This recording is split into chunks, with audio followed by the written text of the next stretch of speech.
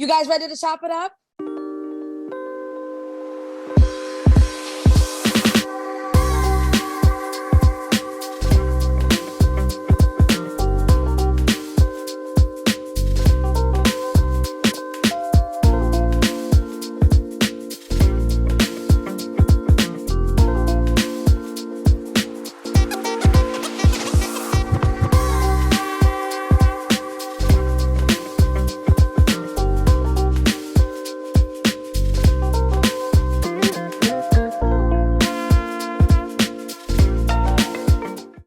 Hey, you guys, welcome back to the Chop It Up podcast.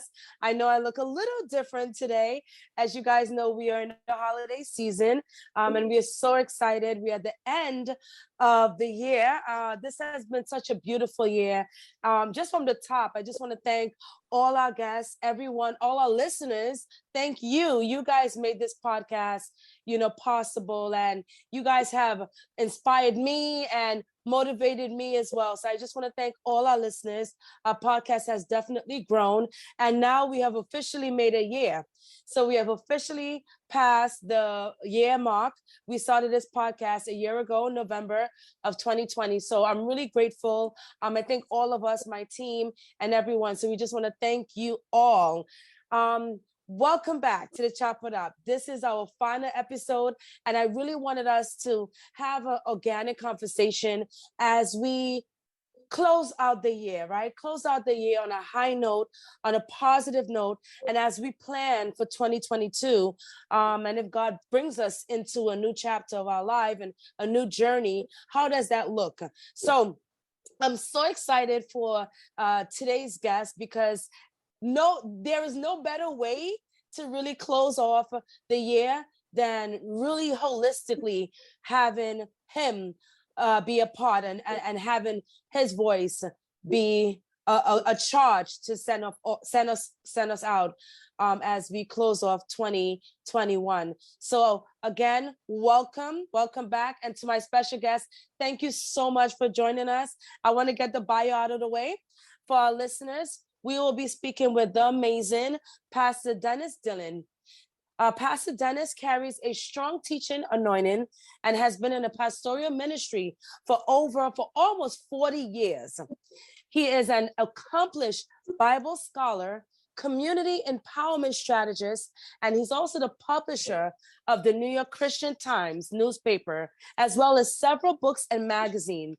He has provided leadership in several key corporate community economic benefit negotiations and has worked with many small businesses and community organizations, such as Macy's, McDonald's, Chase, Citibank, and the Daily News. These are some of the major corporations he has worked with. In addition, he served on several boards, including the Greater Harlem Chamber of Commerce.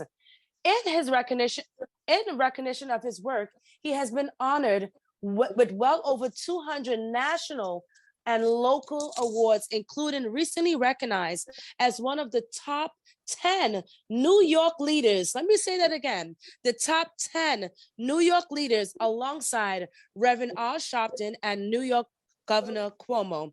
Pastor Dennis is married to the beautiful Dr. Zenzi Dillon, and they are blessed with 5 children and 5 grandchildren.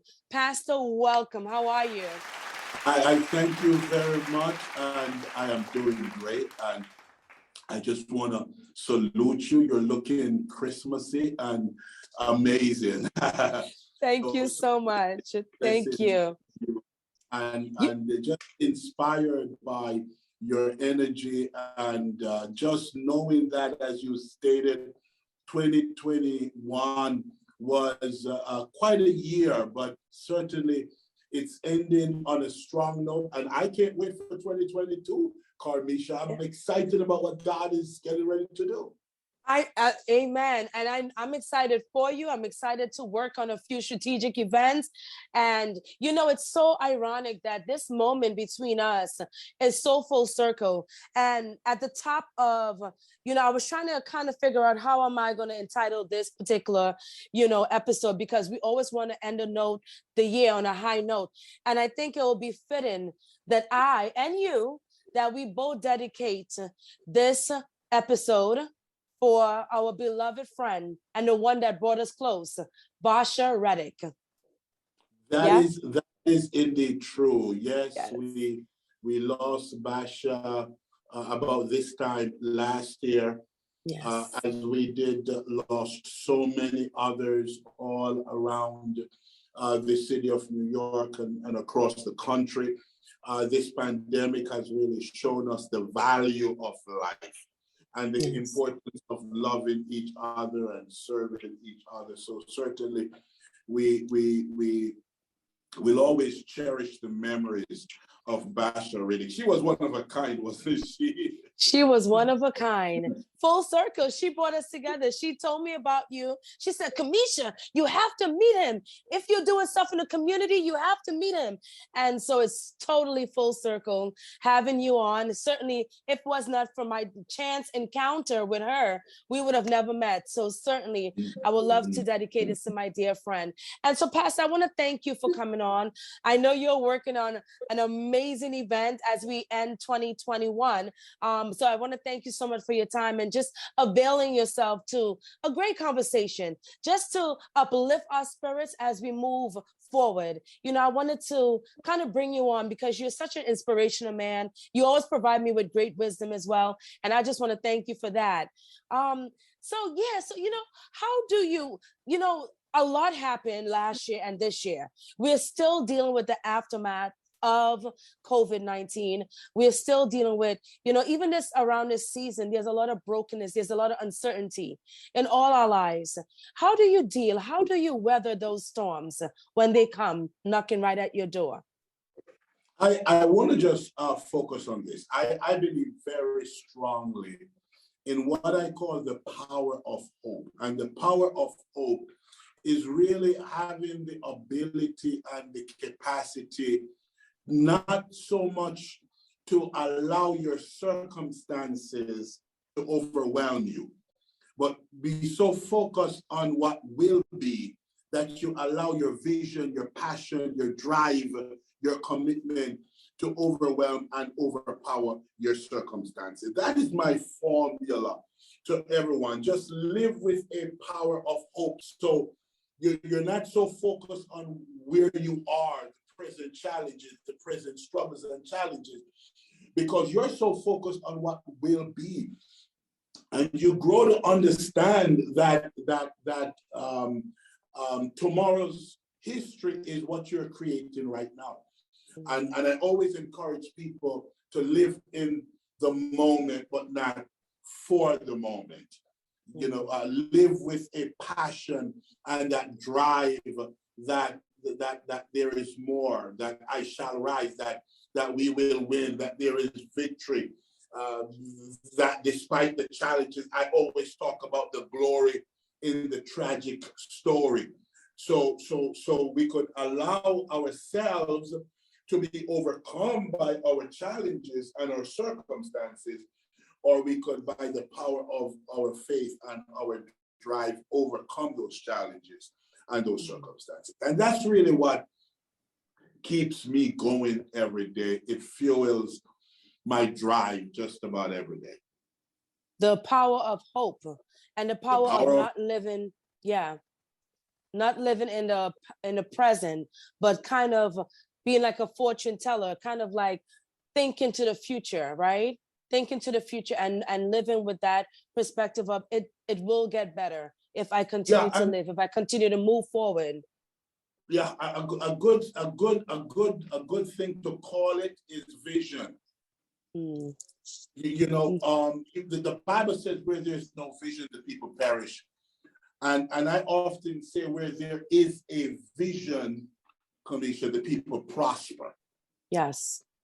So we have to now focus on, wow, because I have a vision, it drives me, it fuels me, it gets me up every day, it gets me going and gets me moving, because I know that there is more, because I see it. And that is the power, by the way. That's where a lot of us kind of fall short, because we're seeing it, and the power is to see it. That's what vision is all about. And I talk about the fact that we're not You're not living a life where you got to see things to believe them. You are living a life where you are believing things in order to see them. And that's the perspective that we ought to focus on. So I'm not seeing what's going on around me. Now I am seeing what I will accomplish as I rise above it. Wow. That's a very great way to look at it. It's a very great way to look at it. I want to ask you, certainly, because even as we are having this conversation, we all have turmoil in our lives. And I even was speaking to you about some unexpected things that arise that I also have to adjust myself and adjust, my perspective. I wanted to ask you, how do you, when you're in it, because it's good to what you're saying, like you and I understand it. But when you're in that mess, when you're in that funk, when you can't really see it, right? You can't see your way out of it. How do you deal? How do you cope? How do you have hope? I think my Jamaican grandparents used to tell me, if you want good, you know have to run. And what that simply means is this. If you really want to experience any great success in life, you have to go through the difficulties that will get you there. I've learned in life that the fullness of our power comes through the hardship and the challenges that we experience. I remember one of my first time hiring a fitness trainer. And I went because I realized I needed to tone, I needed some muscles, I needed to be fitter, I needed to be healthier in terms of my physiology. And so I went to a trainer, and I had this very calm female trainer. And I remember after a couple of days of some simple little routines that she put me through, I got up 2 days after and I could not walk. I was literally in pain, and I said, what happened? She didn't do that much, but the routines and the rigor and all that she put me through and caused me to do, it puts me in pain. And so the answer to that real question, which is a good point, is to understand that I got to go through pain for the gain. Yeah. That's the only way to get there. Another scripture says, count it all joy. God says, be happy. Be happy when you go through various trials, various struggles, various hardships and testing, because it is through these difficulties and challenges that we get better.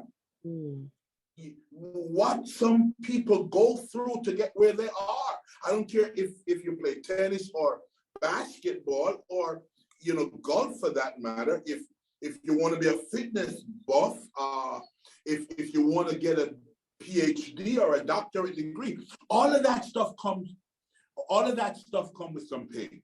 Yes. Folks have to become conscious of the fact that the good stuff comes with bad stuff. It Absolutely. comes with pain. It comes with heartaches. It comes with challenges. And again, my key word of encouragement to and everybody here right now is, it doesn't matter what it is that you're going through, whether it's a relationship issue, a family issue, a finance issue, a health issue, and other kinds of challenges that we all deal with in life. See beyond the pain, see beyond see beyond all of that, because the Bible admonishes and reminds us so many times that you really can't get to the place of victory and success without going through some pain. That's right. That's right. It's beautiful. So we're walking into 2022 in a few weeks. What are 5 pointers that you will leave with anyone as they're starting their New Year's resolution, as they're starting their New Year plans, not necessarily resolutions. I think that's out the window by now, but as they really trying to figure out their next move, right? Whether it be professionally or spiritually, what are some advice or suggestions can you give, or just some manifestations that we can daily do to ensure that we are living up and we are showing up for ourselves in the new year? And I will try to get to 5. The first and the foremost one that I will say to everybody, and this is important, and that is to put God first in your life. That's right. Because I think a lot of people really miss that and really don't fully understand that. And I think as we kind of journey through this pandemic and deal with the difficulties and look at the losses that we've all sustained, I will tell you, I did an article a couple of months ago, maybe a year now, and I talk about how my contact list has shrunk. And I'm suggesting that there has not been a lot of new people added to my list, but during this pandemic, I've lost associates, staff members, congregants, colleagues, just about every week. Still losing some. And I realize how precious life is. And because life is so precious, what an opportunity we all have to put God first in our lives, and not by theory, because we have a tendency sometimes to have this flirtation with God as opposed to a personal relationship with it. So that's number one. Number two, I think it is so key for us to love on family.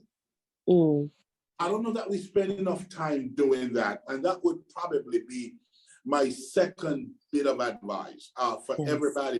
Spend more time with family, love on family, and let everybody around you, family, friends, colleagues, let them feel the power of your love so that they know that you really love them. The third thing that I would say to folks, and that is, get the chip off your shoulders. A lot of us walk around and we're carrying all of these baggages, particularly with people. Yes. Release them, because the way you rise and aspire to success is when you have the capacity to free yourself of the baggages that we oftentimes carry. You may have been disappointed by an ex, or maybe your parents, didn't do right by you, or maybe your children didn't do right by you. Whatever it is, we have to now learn how to let those things go and free ourselves from them. The fourth thing that I would say is a success attitude over a survival mentality. That's a deep one. A success attitude over a survival mentality. You have a lot of people who, most people, in fact, day in, day out, they have a survival mentality. And with that survival mentality, they live to survive as opposed to thriving to succeed. And so I encourage people to thrive, to get to that level where it's about success, it's not about survival. And the fifth that I would share with people, and that is to make your money work for you and not just work for your money. Wonderful. And that's kind of where a lot of people are. We're working for our money, but we're not managing money. We're not managing wealth. We're not creating wealth. We're not building wealth. And we build wealth through a lot of ways. Insurance plan, proper sound investment, business ownership, home ownership. These are just some of the key things that I want to say to folks as you journey. And that's 5, Carmisha. I guess I could probably go with 10. No, right? Make it all even. No, I love it. And I think what I heard, family, putting family first and making them a priority. Absolutely. Right? Making God a part of our daily like literally a part of our business plan, literally Amen. making him a part of our business plan, because with him, everything else will fall into place. Yeah. And I love the fact that you said that thriving, right? Because some people do have that type of hustler mentality, like they have to make the dollar, but no, it's about thriving beyond that, making your money work for you, right? You spoke about investing, different ways of investing, real estate, opening up 401k or whatever the case may be, but find yourself and getting the knowledge. I think those are so imperative, especially right now as we're walking out of this pandemic, and even we don't know what it's entail next year, but more so for people of color. You work within communities of color. You have an amazing church, and it's called Rise NY, Rise New York. But I love the mission. The mission is not about, we're just going to take, right, from the congregants. We're going to take from the people. We want to empower our congregants. We want to empower our community. And so what I admire about you, and why I kind of wanted us to have this conversation, to show leadership in this way, you have strategically aligned yourself with some heavy hitters, both in government, in corporations, and in the community. Let's talk a little bit about that as we wrap it up. How have you been able to strategically, involve God, have God be a part of the conversation, but still make money, still make things happen, make impact? I think it's important for us to understand that there is no dichotomy between our relationship with God and having a commitment to God and occupying the space that God has given to us to occupy. In fact, we need to understand how closely they are related. The most successful people on the land should always be the people of God, because at the end of the day, it becomes a disconnect for you to be claiming a relationship with God, but you are broke, busted, and messed up. I think it's important for us to really understand these dynamics. And those who know me and understand my mission, mandate, and commitment will know that for me, it's not so much about making money. It's about having impact. It's about empowering community. It's about transforming life. But very, very key to understand that there is no separation. In fact, the mandate of God, the first mandate that God gave to man, is a mandate of dominion. It's a mandate of ownership. It's a mandate of occupation and turf control. And so every person who is committed to God and desire to be in the will of God have to go back to have dominion over the land, over the fish, over the birds, over the air, the atmospheric realm, if you will, the earth, the lithospheric realm, the waters, the hydrospheric realm. And so that's what God has given us control over.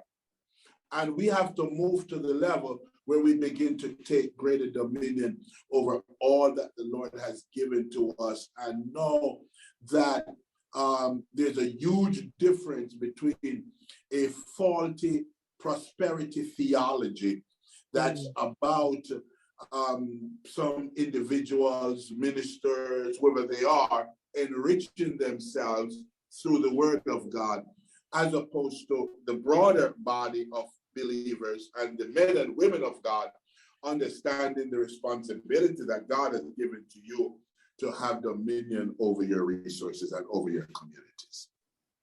That's beautiful.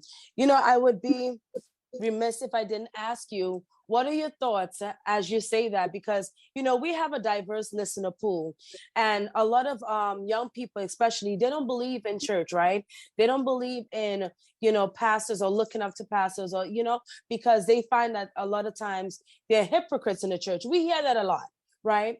And recently, as you may have seen on the news, a very popular, renowned pastor has just been, found with a large sum of money in his church possession, in the building, I believe. And so, there's a lot of question about, people in the church and pastors and faith. So, so what is your say? What is your take on that with someone that might be questioning the validity of even trusting in God, quote unquote, from a pastor or going to church? Like, what would you say with someone who's probably wrestling with that, not trusting of the institution because of past hurts? I think the most important thing for us to know and understand, and that God is bigger than church. God is beyond church. God is the invisible force and master of the universe. God is not just invisible, he's invincible, he's incredible, he's indescribable. So we can't even bring God within the confine or the construct of our limited, finite minds and imagination. So that's first and foremost. And everybody got to understand that if you breathe air, you have a connection with God. It is God. Yeah. I don't care who you are. Call yourself whatever. The reality is that God is this invisible force. So God could very well be the oxygen you're breathing in, because that's the invisible force. You and I are talking now. I don't know where in the world you are, but I'm in a totally different place. And you're seeing my picture, I'm seeing yours. You're going to send this out, and people all over the world are going to see it. Do you know that just doesn't happen? It's traveling through the atmospheric realm, particularly in the troposphere. If it journeys up to the stratosphere or the mesosphere or the ionosphere, whatever it does, it is traveling at some level. All of that is first, and I'm passionate about this, the proof that there's an invisible power and an invisible force. There's far more stuff in the invisible world, I call it the atmospheric world, than there is in the lithospheric world, which is the earth world or the physical, visible, solid stuff that we deal with every day. So that's first. When we talk about the church, all the church is an institution, just like radio is an institution and media, social media is an institution. Lots of hypocrites in social media, lots of hypocrites in every phase of everything that we deal with in our world. Anytime you bring a group of people, human beings, individuals together, there's going to be some level of hypocrisy. I think what highlights the hypocrisy, particularly in the so-called church, is the fact that there is an expectation that they should be at a higher standard. Yes. But there are humans that came into that higher standard. For the same way you become a politician, you're expected at a higher standard, or you become a news anchor or a newscaster, you're expected at a higher standard. And that's why these people generally fall so heavy. And my whole point to everybody, begin to see God as the person that you look up to, and not man, not the church, not the institution. The institution is purely a vehicle. If I could travel to South Africa without going on an airplane, I would. But I will go on the airplane, and are there issues? Yes. I could give you a litany of complaints I have about about that. I mean, traveling to the airport, going through TSA, taking off my shoes, emptying out my pockets. It's the same thing. That's an institution, and with that come the challenges. The church is another institution, and with that comes some challenges. Beautiful. I think that's well said. I think absolutely, I agree. I think, for me and my faith, it's so funny because for me, I have always been very involved in church. But as I grow, as I learn, as I have diverse conversation, church takes on a different meaning. And for me, it's about spirituality. For me, it's about understanding my purpose and finding purpose in so many different things, right? It's not finding your identity in that institution. And I think that's if even as I'm asking a question, for anyone that's listening and you're feeling conflicted, right? Because church is not working for you, just know this: find your identity. Find your purpose. Church is just like the pastor said, it's just a vehicle. It's just an institution. You have to find your identity. You have to look up. You have to tap into your spirituality, and you have to have that relationship with God. You have to create it. Absolutely. And I will say this, that it should not so much be about church working for you. It should be about you working for the church. Yes. Because the church, the institution, is what we create. Right. Right. And so the responsibility that we have is for us to go in and for us to begin to recreate and to create as God desires, as God, that's why I really want everybody to understand that the focus has to be God. And once the focus is God, then all the other stuff will begin to fall in place. I agree. Absolutely. Thank you so much.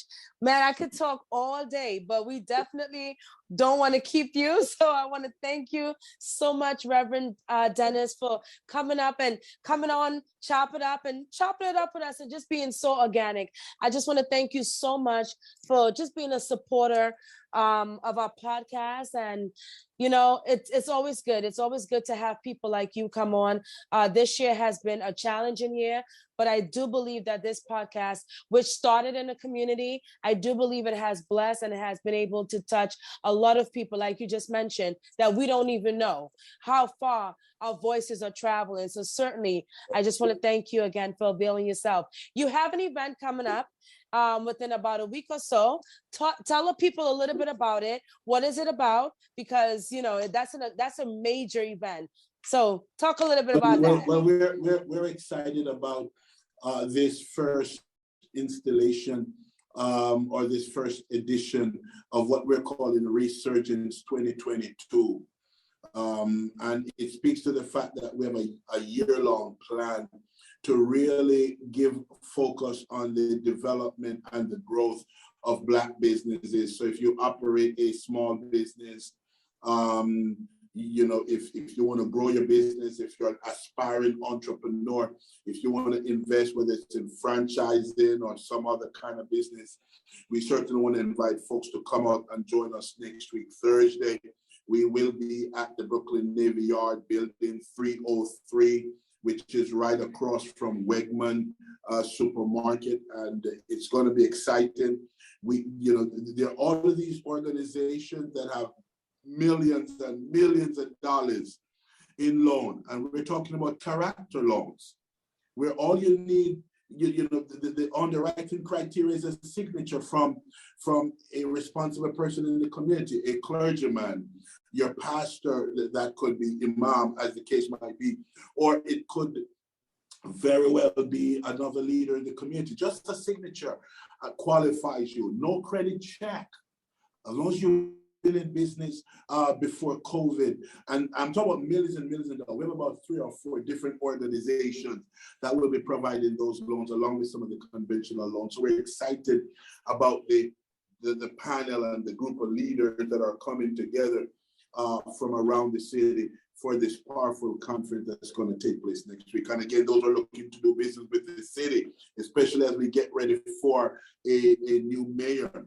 This is the time to be qualified and ready for all of the economic opportunities that will be made available during this season. So we're excited about it, and we certainly invite folks.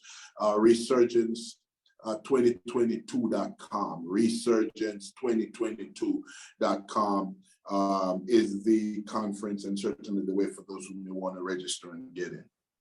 Awesome. And we are definitely going to share that on our social media as well.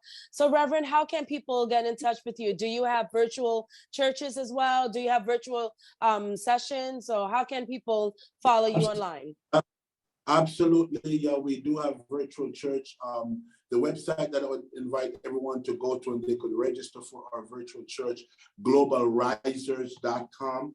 That's globalrisers.com. And again, I'm doing this powerful series now on God and how people validate their God power and the God within as well. So that's one. And of course, those who want to reach out to us by way of our regular website, they can do that as well. risechurchnewyork.org. Rise Church, R-I-S-E, as in I'm rising up. risechurchnewyork.org. Wonderful. You guys heard it first. All right. So as we wrap up, it is the holiday season. Any plans? You have a large family. Are you guys traveling, staying locally? Any plans for the holidays? Well, I literally had my ticket booked for South Africa. I don't know that they're going to open up by the time I'm ready to leave next week, but if not, we'll probably spend the holiday season in the New York area and begin to make plans for maybe an early trip in the early part of next year. But we're excited and looking forward to amazing things to come.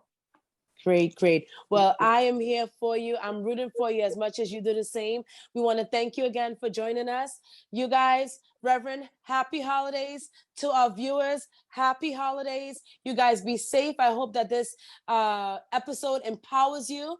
It challenged you to live a fruitful life. Certainly like, subscribe, and definitely share this episode. We are also going to be taking a much needed break. Okay, so this is our final episode of the year. We will resume brand new episode February 2022. God's willing. It's been a pleasure. It's been an honor. Thank you so much, you all. Follow us on social media. And again, have a Merry Christmas and a Happy New Year. Bye, you guys. Hey, you guys, before we wrap up, 'tis the season to give. Did y'all know that Chick-fil-A also delivers? Yes. Simply earn your way to a savory meal or a sweet treat at Chick-fil-A, Flatbush, and Atlantic. For every purchase, scan your QR code and earn points on the Chick-fil-A mobile app. That's right. For every purchase, all you have to do is scan your QR code and you can earn points on the Chick-fil-A mobile app. So what y'all waiting for? Download the app. Happy holidays.